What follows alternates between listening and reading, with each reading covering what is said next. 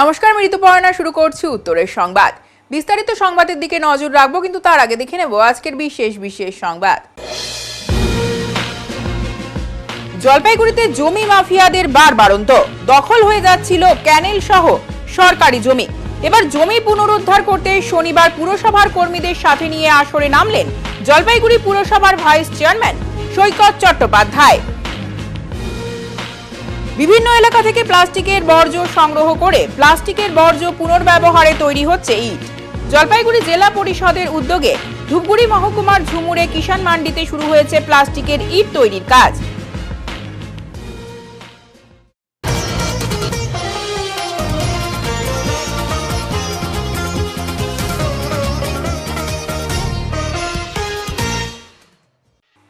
প্লাস্টিকের বর্জ্য থেকে তৈরি হচ্ছে ইট, কর্মসংস্থানের সুযোগ পাচ্ছেন মহিলারা।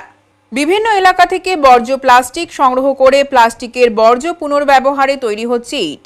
জলপাইগুড়ি জেলা পরিষদের উদ্যোগে ধূপগুড়ি মহকুমার ঝুমুরে কিষাণ মান্ডিতে শুরু হয়েছে প্লাস্টিকের ইট তৈরির কাজ। কারখানা থেকে শুরু করে মেশিনারি সমস্ত কিছুই তৈরি হয়েছে জেলা পরিষদের অর্থে, তবে পরিচালনার দায়িত্ব দেওয়া হয়েছে এজেন্সিকে। ইতিমধ্যে এখানে শুরু হয়েছে পরীক্ষামূলক ট্রায়াল। শহর কিংবা গ্রামাঞ্চল যত্রতত্র ছড়িয়ে ছিটিয়ে থাকা প্লাস্টিক সংগ্রহ করে নিয়ে আসা হচ্ছে এখানে। এরপর প্লাস্টিক বাছাই করে মেশিনের মাধ্যমে গুঁড়ো করা হচ্ছে। পর্যায়ক্রমে কয়েকটি মেশিনের সাহায্যে তৈরি হচ্ছে ইটের আদলে প্লাস্টিকের পেভার্স ব্লক। এই কাজে যুক্ত রয়েছে স্বনির্ভর গোষ্ঠীর কয়েকজন মহিলা। দৈনিক মজুরিতে তারা এ কাজ করছেন। যেহেতু বর্তমানে পরীক্ষামূলক কাজ চলছে, সেই জন্য লোক সংখ্যা কম রয়েছে, তবে এটি পুরোপুরিভাবে চালু হলে অনেক মানুষের কর্মসংস্থান হবে বলে আশাবাদী জেলা পরিষদ কর্তারা। প্লাস্টিক অপচনশীল বর্জ্য, এটি বর্তমানে বিশ্বব্যাপী উদ্বেগের বিষয়। বিভিন্ন জায়গায় ছড়িয়ে ছিটিয়ে থাকা প্লাস্টিক দূষিত করছে পরিবেশকে। মাটিতে পড়ে থাকা প্লাস্টিক যেমন মাটি দূষণ করে এবং জলাশয়ে ফেলে দিতে তা জল দূষণের কারণ হয়, যার প্রভাব জলজ উদ্ভিদ এবং প্রাণীর ওপর পড়ে। প্লাস্টিক বর্জ্য পুনর্ব্যবহারের জন্য এই বিশেষ উদ্যোগ নিয়েছে জলপাইগুড়ি জেলা পরিষদ। একদিকে যেমন পরিবেশের দূষণ কিছুটা হলেও নিয়ন্ত্রণ হবে, পাশাপাশি আর্থিকভাবে সচ্ছল হবে এলাকার মহিলারা। কাজ পেয়ে খুশি এখানকার মহিলারা। এ বিষয়ে জলপাইগুড়ি জেলা পরিষদের সহকারী সভাধিপতি সীমা চৌধুরী বলেন, খুব স্বল্প মূল্যে সাধারণ মানুষ ইট ক্রয় করতে পারবে, পাশাপাশি সরকারি রাস্তার কাজেও ব্যবহার করা হতে পারে। শহরে জমে থাকা প্লাস্টিক নিয়ে আসা হচ্ছে, যার ফলে একদিকে যেমন শহর পরিষ্কার থাকছে, তেমনি কর্মসংস্থান হচ্ছে। আগামী দিনে এই প্রজেক্ট আরো বড় আকারে করা হবে, বহু মানুষের কর্মসংস্থান হবে। সত্যি খুব। এই ইট কত টাকা করে বিক্রি হবে কিছু জানানো? ইটটাকে তৈরি করে খুব কম দামে, যেটা স্বল্প মূল্যেই পাবে। কারণ আমরাও দেখেছি যে ধূপগুড়িতে মিউনিসিপ্যালিটি এলাকায় যেরকমভাবে প্লাস্টিক পড়ে থাকে, এখন আপনারাই দেখুন সেই প্লাস্টিকগুলোকে যে সুন্দরভাবে পরিষ্কার করে সেই প্লাস্টিকের মাধ্যমে যে এই ইট তৈরি হয়, মানুষ আগে বুঝতে পারেনি।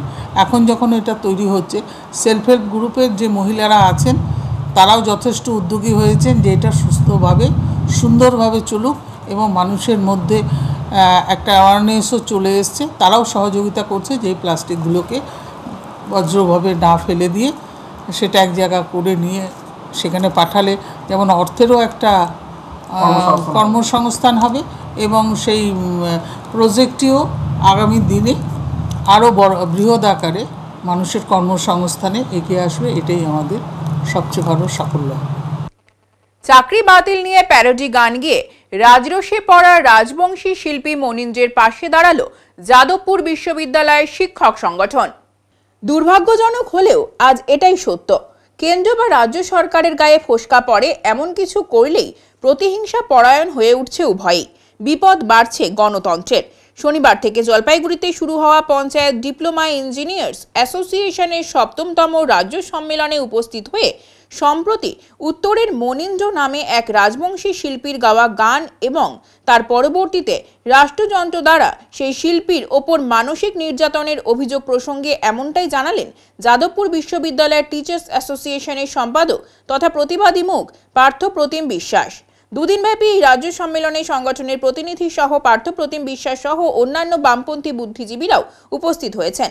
রাজবংশী শিল্পী মনিন্দ্র বর্মনের গাওয়া প্যারোডি গান প্রসঙ্গে পার্থপ্রতিম বিশ্বাস স্পষ্ট ভাষায় রাজ্য ও কেন্দ্র সরকারকে আক্রমণ করে বলেন, আজ এটাই সত্য, যে কোনো শিল্পী, লেখক, সাহিত্যিকের সৃষ্ট বিষয় নিয়ে যদি দেশ বা রাজ্য সরকারের গায়ে ফোসকা পড়ে তখনই হয় দেশদ্রোহী, নতুবা শাসক বিরোধী তকমা এঁটে দেওয়া হয়। এবং তারপর চলে রাষ্ট্রযন্ত্রকে ব্যবহার করে শাসানো থেকে হুমকি।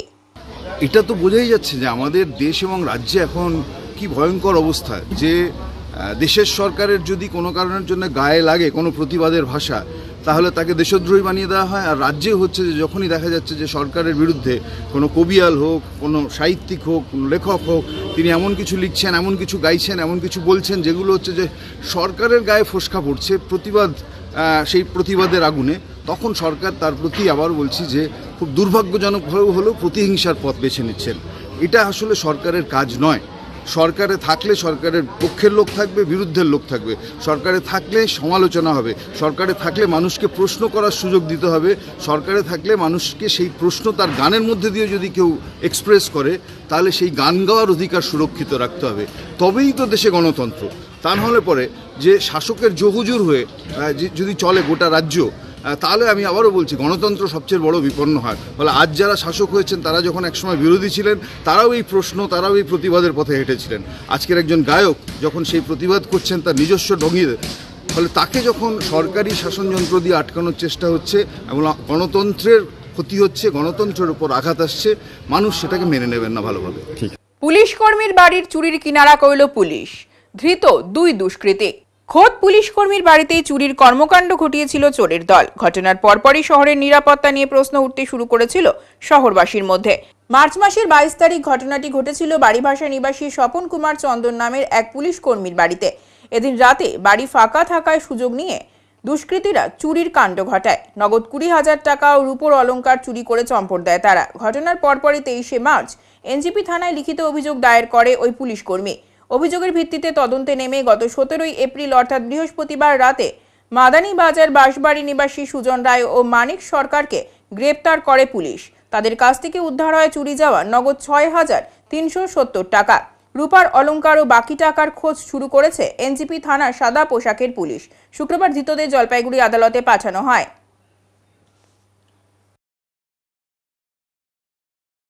উত্তরবঙ্গ বিশ্ববিদ্যালয়ে ঢুকলো হাতি।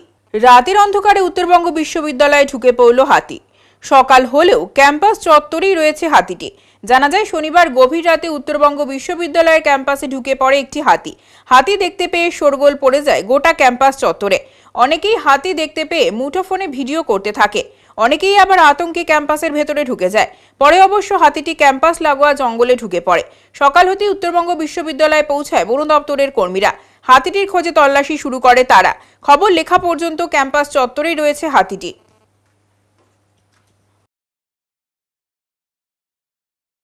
ভারত সেবাশ্রম সংঘের বার্ষিক উৎসবের দিন বসে আঁকো প্রতিযোগিতা।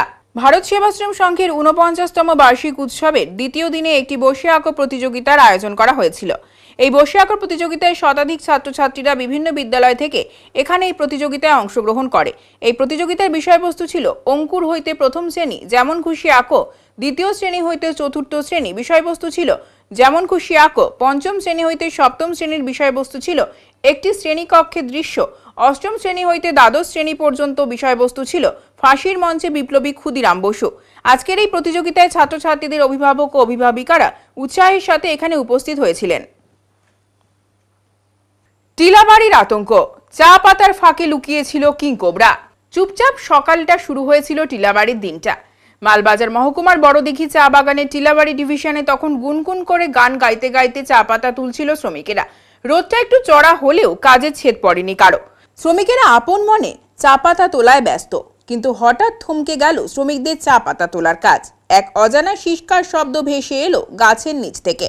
মহিলা শ্রমিকেরা প্রথমে ভাবলেন হয়তো বাতাসে পাতার শব্দ, কিন্তু না, শব্দটা যেন সরাসরি হৃদয় কাঁপিয়ে দিচ্ছে। ততক্ষণে অন্য এক মহিলা চা শ্রমিক চিৎকার করে বলছে ফনা তুলেছে, ফনা তুলেছে। অন্যান্য শ্রমিকেরা চোখ মেলে তাকাতেই দেখা গেল গাছের গোড়ায় পেঁচিয়ে আছে এক বিশাল কালচে শরীর। ফনা তুলে তাকিয়ে আছে শ্রমিকদের ঠিক চোখের দিকে। 15 ফুট লম্বা কিংকোবরা। এই দৃশ্য দেখে শ্রমিকেরা ছুটল, কেউ পড়ে গেল, কেউ চিৎকার করে উঠল। শ্রমিকেরা খবর দিল বাগান কর্তৃপক্ষকে।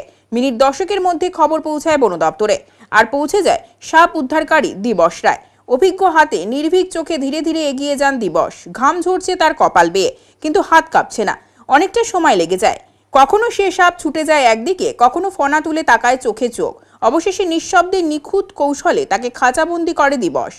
চা বাগানে আবার যেন হাঁপ ছেড়ে বাঁচে।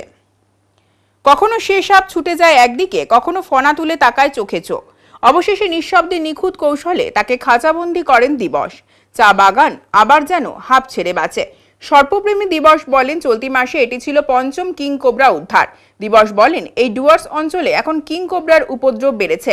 সাধারণ মানুষকে সাবধান থাকতে হবে, চোখ কান খোলা রেখে চলতে হবে। তবে বিকেল নাগাদ সাপটিকে জঙ্গলে ছেড়ে দেয় বন দপ্তর। এই মাসে তো এটা নিয়ে তো 5টা হয়ে গেল, এপ্রিল মাসে। এরকম সমস্যা অনেকেই আমাদের টি গার্ডেন এরিয়াতে ফেস করতে হয়। তো যেখানে আমাকে ফোন করে ডাকে সেখানে গিয়ে আমি সবটাকে খুব কাজটাকে সুস্থভাবে রেস্কিউ করি। এখন অব্দি সেরকম কোনো প্রবলেম হয় না। এটা দেখেন এখন সবাই জানে আমি সাপ রেস্কিউ করি বলে, ঠিক আছে। সবাই আর আমাকে কল করে ডাকে। যেখানে আমি যাইতে না করে দিই সেখান থেকে আবার ফরেস্ট ডিপার্টমেন্ট থেকে আবার ফোন করে আবার আমাকে আসতে হয়। কারণটা আমাদের ওয়েদার, আমাদের যেরকম আমার পরিবেশের মধ্যে কোনো আমার ইকো ব্যালেন্স সিস্টেমের মধ্যে কোনো ডিফেক্ট হইলে এরকম বেশিরভাগে জীবজন্তুরা, জঙ্গলের জীবজন্তুরা আমাদের গ্রামে চলে আসে। উত্তরের সংবাদে এখন সময় বিরতির, সঙ্গে থাকুন, ফিরে আসছে আরো সংবাদ নিয়ে। সব সময় সব দিকের সব খবর পেতে সাবস্ক্রাইব করুন, বেল আইকনটি প্রেস করে আপডেট থাকুন।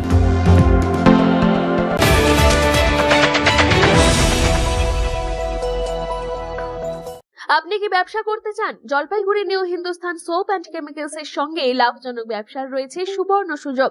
75 বছরের ঐতিহ্যবাহী মানসম্পন্ন লন্ড্রি সাবান, হ্যান্ডমেড, মেশিন মেড সাবান ও ডিটারজেন্ট পাউডার নিয়ে আমরা খুঁজছি নতুন ডিস্ট্রিবিউটর। তেল ভিত্তিক সাবান, নিরাপদ, কার্যকর, জামাকাপড় থাকে নতুনের মতো। লাভজনক এই ব্যবসার সুযোগ হাতছাড়া করবেন না। আজই যোগাযোগ করুন।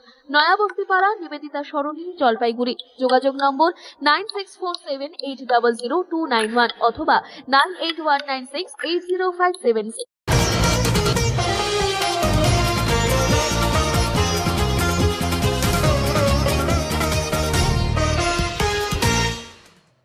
জলপাইগুড়িতে জমি মাফিয়াদের বাড়ন্ত। দখল হয়ে যাচ্ছিল ক্যানেল সহ সরকারি জমি। জমি পুনরুদ্ধার করতে এবার আসরে নামলেন জলপাইগুড়ি পুরসভার ভাইস চেয়ারম্যান সৈকত চট্টোপাধ্যায়। শনিবার পুরসভার কর্মীদের সাথে নিয়ে জমি দখলমুক্ত করার অভিযানে নামেন সৈকত। এদিনের এই চিত্র পুরসভার 11 নম্বর ওয়ার্ডের ক্যানেল সংলগ্ন এলাকার। উপস্থিত ছিলেন স্থানীয় কাউন্সিলর মানসী বিশ্বাস রায়ও। উল্লেখ্য, জলপাইগুড়ি শহরের 1200 কিউসেক জল যে ক্যানেল দিয়ে প্রবাহিত হয়, সেই ক্যানেলের প্রায় অধিকাংশ জায়গা দখল করে নিয়েছিল জমি মাফিয়ারা বলে অভিযোগ। শুধু তাই নয়, ক্যানেল সংলগ্ন সরকারি জমিতে খুঁটি পুঁতে তা দখল করে নেওয়া হয়েছিল বলে পুর কর্তৃপক্ষের দাবি। খবর পেয়ে পদক্ষেপ গ্রহণ করার সিদ্ধান্ত নেন ভাইস চেয়ারম্যান। এদিন জেসিবি ট্রাক্টর নিয়ে এলাকায় উপস্থিত হন পুর কর্তৃপক্ষ। ক্যানেলের দখল হওয়া জায়গা মুক্ত করা হয় জেসিবি নামিয়ে। ভাইস চেয়ারম্যান বলেন, 2-3 দিন আগেই আমাদের কাছে খবর এসেছিল পুরসভার 11 নম্বর ওয়ার্ড এলাকার ক্যানেলটি জমি মাফিয়ারা দখল করে নিয়েছে। মাটি, বেড মিশাল ইট দিয়ে ভরাট করে সেখানে প্লট তৈরি করে জমি মাফিয়ারা বিক্রি করছিল। আজ এইসব দখল হওয়া জায়গা মুক্ত করা হলো। যেসব সরকারি জায়গা দখল করে খুঁটি পোতা হয়েছিল তা আজ ভেঙে দেওয়া হয়েছে। এই এলাকায় ক্যানেল থেকে বেরিয়ে ঠিক শানুপাড়া ঢুকতেই টার্নিং এর একটি জায়গাতে খুঁটি পুঁতে জায়গা দখল করে নেওয়া হয়েছিল। সেই জায়গাটিও আজ মুক্ত করা হয়েছে। কোনোভাবেই কোনো সরকারি জমি, ক্যানেল ও সরকারি খতিয়ানযুক্ত জলাশয় দখল করতে দেওয়া হবে না। জমি দখলের এই তথ্য পেতে হয়তো আমাদের একটু দেরি হয়েছে, কিন্তু খবর পাওয়া মাত্রই আমরা সঙ্গে সঙ্গে অভিযান শুরু করেছে। বর্ষা শুরুর আগেই গোটা ক্যানেল সম্পূর্ণরূপে পরিষ্কার করা হবে। জমি দখলে যারা যুক্ত রয়েছে তাদের নামও পাওয়া গিয়েছে। বিএলআরওকে আরও এ বিষয়ে সজাগ হতে হবে বলে তিনি জানান। আদরপাড়ার বাসিন্দা গোপাল দাস বলেন, ক্যানেলের জমি মাফিয়ারা দখল করেছিল। ভাইস চেয়ারম্যানকে জানানোর পর উনি আজ উচ্ছেদ অভিযানে নামেন। ক্যানেলের প্রায় অধিকাংশ জায়গা দখল করে নেওয়া হয়েছিল। বিক্রি করার উদ্দেশ্যে এই কাজ তারা করছিল। তবে আজকে জায়গাগুলি মুক্ত হওয়ার ফলে ক্যানেল দিয়ে এবার জল পাস হতে কোনো অসুবিধা হবে না। স্থানীয় কাউন্সিলর মানসী বিশ্বাস রায়ের বক্তব্য, যারা ক্যানেল দখলের এই কাজ করছে তাদের বাড়িও এই এলাকাতেই। রাতেও জমি দখলের এই কাজ তারা করে গেছে। খবর পেয়েই আমি আমাদের ভাইস চেয়ারম্যানকে জানাই। উনি দ্রুততার সাথে জমি দখলমুক্ত করার উদ্যোগ গ্রহণ করেছেন। দেখুন, 2-3 দিন আগে আমাদের কাছে খবর আসে যে জলপাইগুড়ি শহরের 1200 কিউসেক জল বর্ষার সময় যেখান দিয়ে পাস হয়, সেটা হচ্ছে 11 নম্বর ওয়ার্ডে যে ক্যানেল, যেটা হচ্ছে বাড়ির পাশ দিয়ে এসছে। আপনি 11, 12, 13, 14 সেন্ট্রাল গার্লস স্কুল, নতুন পাড়ার জল এখান দিয়ে যায়। তার উপরে মাটি, বেড মিশাল, ইট দিয়ে দখল করে সেই ক্যানেল জমি মাফিয়ারা প্লট করছে। এবং কালকে তো আমি এখানে সরজমিন এলাকার কাউন্সিলরকে নিয়ে আসি, কারণ এই ওয়ার্ডে আগেও আমি নিজেও কাউন্সিলর ছিলাম, ভাইস চেয়ারম্যান হিসেবে আসি। এবং তারপরে আজকে সকাল থেকে একদম পৌরসভার স্টাফ, লেবার, জেসিপি মানে ব্ল্যাক হোল লোডার যেটাকে বলে, সেটা দিয়ে নামিয়ে পুরো ক্যানেল আমরা দখলমুক্ত করছি। এবং এছাড়াও সরকারি জমি, খাস জমি, ডক্টর প্রীতি সরকারের গলিবির পাশ দিয়ে যদি ঢোকেন তাহলে দেখবেন যে সেখানে পৌরসভার জমি এবং তার খাস জমি খুঁটি গেড়ে প্লট করে জমি মাফিয়ারা বিক্রি করছে, সেটাও আজকে ভেঙে দেওয়া হবে। এবং আপনি দেখলেন যে ক্যানেল থেকে বেরিয়ে যেটা আদরপাড়া সাডুপাড়ার মুখে যাচ্ছে, তার টার্নিংয়েও খুঁটি দিয়ে দখল করা ছিল, সেটাকেও ভেঙে দিয়ে ক্লিয়ার করে দেওয়া হচ্ছে। কোনোভাবেই কোনো সরকারি একজন জনপ্রতিনিধি, আমি এই শহরের ভাইস চেয়ারম্যান, মাননীয় মুখ্যমন্ত্রী মমতা বন্দ্যোপাধ্যায়ের আশীর্বাদে, মানুষের আশীর্বাদে কোনোভাবেই কোনো সরকারি জমি, সরকারি ক্যানেল, জলাশয়, যেটা খতিয়ানভুক্ত জলাশয়, কোনো জমি মাফিয়াকে দখল করতে দেবো না। তার জন্য যতদূর অব্দি লড়াই করতে হয় লড়াই করবো। ইনফরমেশন কি কোনো দেরিতে এলো যে দীর্ঘদিন থেকে এটা আমার মনে হয় কি লাস্ট 1 মাস ধরে হয়েছে, এই 1-1.5 মাস ধরে কাজটা হয়েছে। ইনফরমেশন পেতে হয়তো একটু দেরি হয়েছে, কিন্তু ঘটনাটা হচ্ছে যে ইনফরমেশন পাওয়ার সাথে সাথেই আমরা এক্সিকিউট করেছি, অ্যাকশন এক্সিকিউট করেছি। একটা কথা আছে না, বেটার লেট দ্যান নেভার। আমরা তো বর্ষা শুরু হওয়ার আগেই আমরা একদম পুরো ক্যানেল ফাঁকা করেছি। কোনো কিছু পাওয়া যাচ্ছে বা তাদের এগেইনস্টে কিছু নাম তো পাওয়া গেছেই, এবং পুলিশ প্রশাসনকে সঠিক সময় এবং জানিয়ে দেওয়া হবে, এবং বিওরারও এই ব্যাপারে আরো সজাগ হতে হবে। আমি কাজ করছে যে এখানে একটা ক্যানেলটা জমি মাফিয়ারা দখল করেছে, সেটাকে পৌরসভা থেকে ভাইস চেয়ারম্যান সৈকত চ্যাটার্জিকে জানানো হয়, সে আজকে সেটা উচ্ছেদ করছে। কোন ক্যানেল? এটা হচ্ছে আদরপাড়া 11 নম্বর গদাধর। কতটা অংশ জুড়ে এরকম রয়েছে অধিকার দখল করছে? কেবল শুরু করছে, দখল কতখানি ছিল? প্রায় পুরোটাই হ্যাঁ পুরোটাই বন্ধ করা ছিল। তাই নাকি? তারপর জানাচ্ছিলেন যে আমরা সে কালকে বলে যায়, আজকে সেটা উচিত। এই যে আমরা খুশি, কেন এই ক্যানেল দিয়ে পুরো টাউনের জলটাই যায়। এই যে 2 দিন বৃষ্টি হইলো, এই বন্ধে আমাদের 12 নম্বর 11 নম্বর কিছুটা অংশ অশোকনগর দিয়ে জলটা স্থির ছিল। কিভাবে দখল হচ্ছিল? মানে এটা যে বেড মিশালি ফেলে দিয়ে দখল হচ্ছিল। প্লট করে বিক্রি করবে? প্লট করে বিক্রি করবে। এরপরে যেমন কিছুটা প্লট ওদিকে সরকারি জমি প্লট করা হয়েছে, আমরা ভাইস চেয়ারম্যানকে জানাই, সে বলছে আজকে সেই খুঁটি সব খুলবে। এই যে এইখানেও দোকান করার জন্য জায়গা করে রাস্তা ক্যানেল বন্ধ করার একটা চেষ্টা চলছিল, সেটা কতদিন ধরে চলছিল এরকম? এটা বেশ কিছুদিন হলো। মানে আমরা বারংবার উপকার হবে টাউনের জল, যেমন একজন সেন্ট্রাল গার্লস স্কুল থেকে গোটা এরিয়াটা জল এদিক দিয়ে যায়, জলটা এবার ঠিকঠাক মানে জল আর কমবে। কি নাম দাদা? গোপাল দাস। আমি তো ওয়ার্ডে ঘুরি, হ্যাঁ, তারপরে আমাদের ভাইস চেয়ারম্যান সৈকত দা সবসময় দাদা ওয়ার্ডে সবকিছু খবর দায়িত্ব দাদা সবকিছু দেখে, আমাকে সঙ্গে নিয়ে রাখে। তো এবার দাদাও জেসিবি দিয়েছে বর্ষার আগে, উনি সবসময় এগুলা পরিষ্কার করে বর্ষার আগে। তো হঠাৎ করে দেখছি এখানে এরকম ভাবে ওরা দখল করছে, তো তখন দাদার কাছে দখল করেছিল, ওরা পুরো ক্যানেলটা ওগুলো দখল করছে।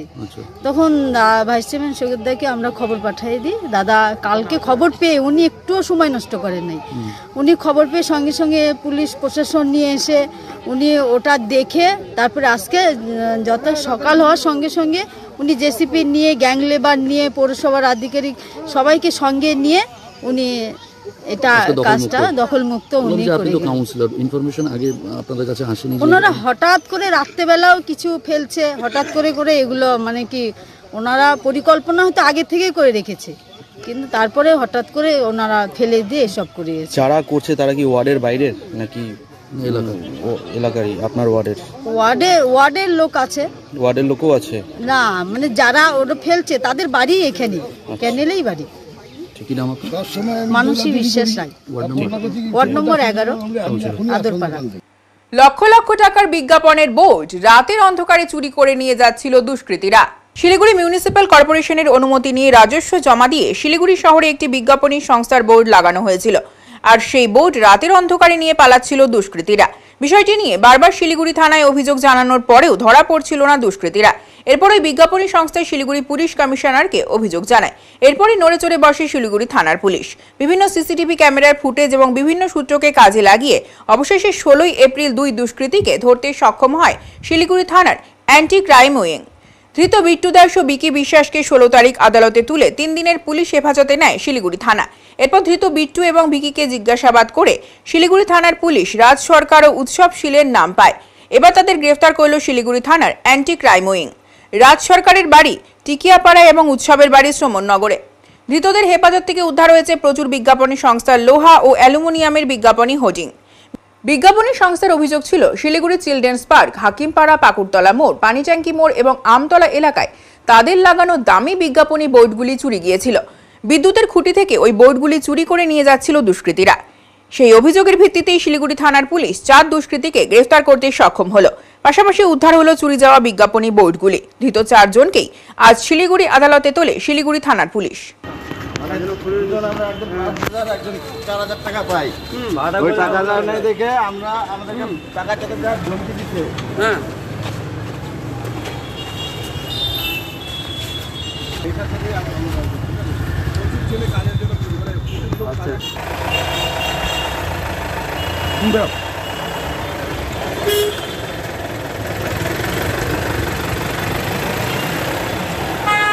টোটোতে করে মদ পাচারের চেষ্টার অভিযোগে 2 জনকে গ্রেফতার করল জলপাইগুড়ি কোতোয়ালি থানার পুলিশ। টোটোতে করে মদ পাচারের চেষ্টার অভিযোগে 2 জনকে গ্রেফতার করল জলপাইগুড়ি কোতোয়ালি থানার পুলিশ। শুক্রবার শহরের পান্ডাপাড়া কালীবাড়ি এলাকা থেকে তাদের পাকড়াও করা হয়। একজনের বাড়ি শহরের 7 নম্বর ওয়ার্ডে, অন্যজন মণ্ডলঘাট পঞ্চায়েতের কাদোবাড়ি হাট এলাকার বাসিন্দা। টোটো থেকে 17 কার্টুন মদ উদ্ধার হয়েছে। সাত সকালে চিতাবাঘের হামলায় গুরুতর আহত চা বাগান শ্রমিক। আহতকে জলপাইগুড়ি মেডিকেল কলেজ ও হাসপাতালে নিয়ে আসা হয়েছে। জলপাইগুড়ি ভান্ডিগুড়ি চা বাগানের ঘটনায় ব্যাপক চাঞ্চল্য ছড়ায়। জলপাইগুড়ি ভান্ডিগুড়ি করলা লাইনের বাসিন্দা বাগানের 60 নম্বর ব্লকে পাতা তোলার কাজ করছিলেন ঝুটুং ওরাও গুরুতর আহত হন। তিনি জলপাইগুড়ি সুপার স্পেশালিটি হাসপাতালে চিকিৎসাধীন। বন দপ্তরের হস্তক্ষেপে দাবি জানিয়েছেন বাসিন্দারা। জলপাইগুড়ির মাঠে শুরু হতে চলেছে ইন্টার ডিস্ট্রিক্ট ফুটবল টুর্নামেন্ট, পরিচালনায় জেওয়াইসিসি ক্লাব। জলপাইগুড়ির মাঠে শুরু হতে চলেছে ইন্টার ডিস্ট্রিক্ট ফুটবল টুর্নামেন্ট, পরিচালনা করছে জেওয়াইসিসি ক্লাব। প্রতি বছরের ন্যায় এবছরও জেওয়াইসিসি পরিচালিত ইন্টার ডিস্ট্রিক্ট ফুটবল টুর্নামেন্ট আগামী 27 এপ্রিল থেকে শুরু হতে চলেছে জেওয়াইসিসি ময়দানে।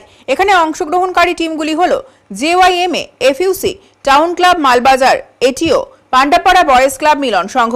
এবার তাদের এই ইন্টার ডিস্ট্রিক্ট ফুটবল টুর্নামেন্ট 8তম বছরে পদার্পণ করল। 27 এপ্রিল থেকে শুরু হয়ে 4 মের চূড়ান্ত খেলা। এই খেলা দেখতে সকলকে আহ্বান করেছেন জেওয়াইসিসি ক্লাবের সম্পাদক অলোক সরকার। এই টুর্নামেন্টে যে সমস্ত ক্লাব অংশগ্রহণ করছে তারা হলো জেওয়াইএমএ, জেওয়াইসিসি, এফইসি, টাউন ক্লাব, মালবাজার, এটিও, পান্ডাপাড়া বয়েজ, এই মিলন সংঘ, এই ক্লাবগুলো অংশগ্রহণ করছে, প্রতিবারই অংশগ্রহণ করে।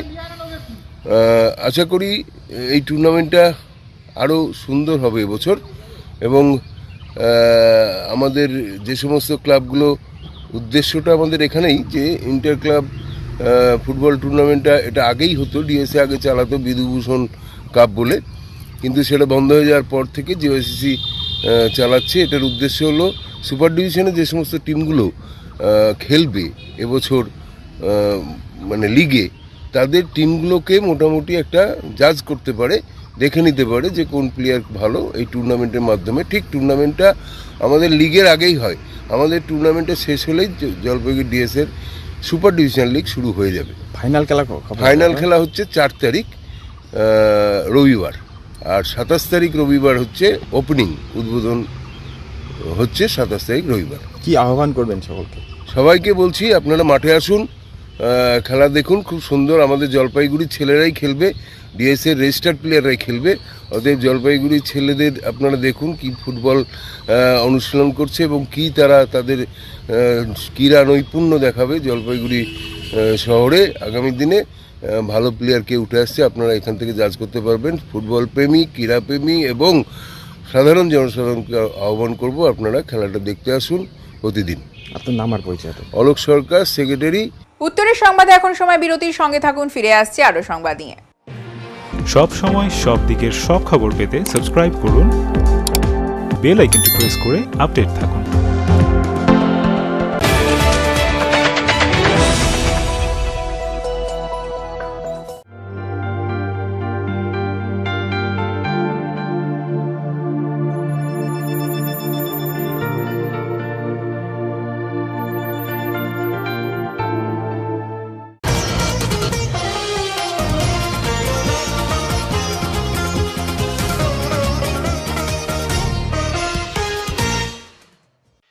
হরিনাম সংকীর্তনের আসর বসেছে জলপাইগুড়িতে।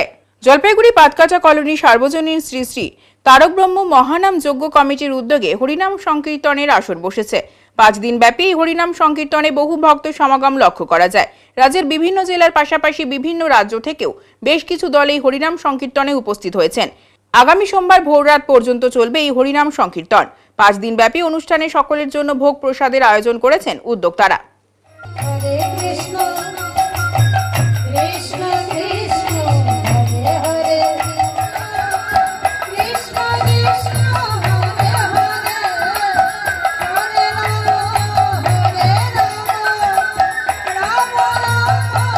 এখন আবহাওয়ার সংবাদ।